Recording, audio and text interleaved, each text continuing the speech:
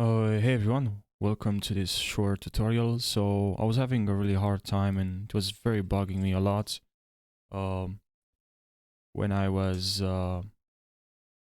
pretty much just trying to play the video and then I couldn't because if you play here, let's say I want to play from this part from at this time, but I click on tab and it only plays this part. So I found a way to fix this problem. What you have to do is to expand this gray here, this side from here to here. And what you have to do, just put like around what I usually do is I put like a huge number, and now this gray is way much bigger, you know. So now you can play the video from which part you want, like this. Let's say here, play, and it works without any problem.